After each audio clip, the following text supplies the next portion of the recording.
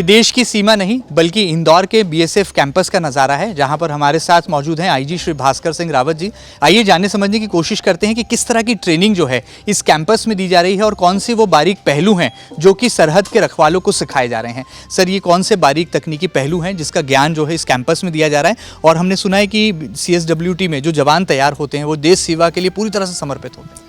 ये मैं बताना चाहूँगा कि इस प्रशिक्षण संस्था जो है इसका थोड़ा सा इतिहास आपको मैं रोशनी डालना चाहूँगा कि ये जो संस्था का कैंपस है ये तुकाजी महाराजा जी तुकाजी होलकर जी हैं, उनका यहाँ पर घुड़सवार और उनके तोपखाने रहते थे। 1940 में उन्होंने यहाँ पुलिस प्रशिक्षण केंद्र बनाया और जब भारत देश आज़ाद हुआ हमारा 1947 में, तब ये मध्य भारत पुलिस का पुलिस केंद्र बना। 1963 में इसको इंटेलिजेंस ब्यूरो ने ले लिया और फिर जब ये सीमा सुरक्षा बल 1 दिसंबर 1965 को खड़ी हुई, हमारे प्रथम महानिदेशक थे जो श्री के रुस्तम जी, उन्होंने 1970 में ये जो है BSF के लिए लिया।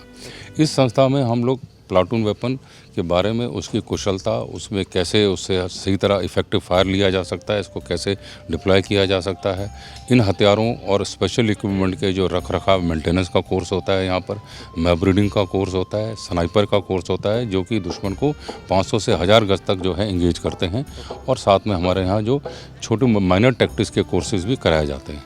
इस जब से संस्था यहाँ खड़ी हुई है तकरीबन हम BSF के 40,000 कार्मिक, जिसमें ऑफिसर, SO और ORs को हम ट्रेनिंग दे चुके हैं। तकरीबन हम जो है 3,500 हम जो है पुलिस बल के उनको दे चुके हैं, और तकरीबन 400 जो हमारे पड़ोसी देश मित्र हैं उनके भी कार्मिकों को यहाँ ट्रेनिंग हम दे चुके हैं।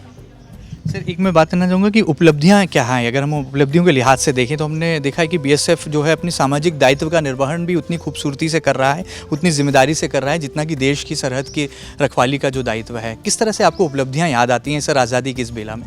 देखिए, हम लोग पिछले यहाँ पर जो है आपको पता है 2020-21 में कोविड का काफ़ी रहा, लेकिन 2022 से लेकर अब तक पिछले 2 साल में हमने समाज के लिए काफ़ी यहाँ कार्य किए हैं। जैसे मैंने आपको बताया पहले कि स्कूलों में विद्यार्थियों के साथ जाना, उनको देश की जो आज़ादी, इसकी एकता के बारे में उनको समझाना।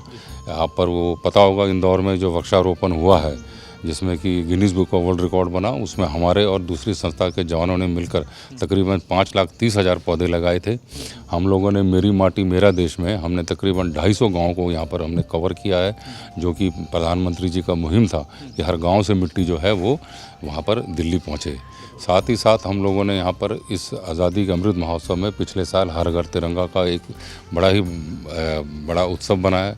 उसमें हमने अपने कैंपस के अलावा शहर में जा के साइकिल में, पैदल, दौड़ के जवान जो यहाँ आम नागरिक हैं उनको बताया है कि इस तिरंगे की क्या अहमियत है जो हमको ये मिला है, और हमने उनको प्रोत्साहित किया झंडे देके कि वो भी अपने घर लगाएं। इस साल भी जो है हम लोग साइकिल रैली, दौड़, मोटरसाइकिल रैली और पैदल चल के भी हमने ये कार्रवाई कर चुके हैं।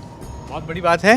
तिरंगे की अहमियत की सीख भी यहाँ पर दी जाती है और देश सेवा की जो भावना है वो हर एक जवान में, हर एक ऑफिसर में पूरी तरह से पैदा हो, और देश के प्रति समर्पित रहने का जो भाव है वो BSF के इस 3 शब्दों में ही जो है खुद ब खुद समाहित होता है। आगे बढ़ेंगे, आपको स्नाइपर ट्रेनिंग की क्या तकनीक और बारीकियां हैं वो पहलुओं से भी अवगत कराएंगे।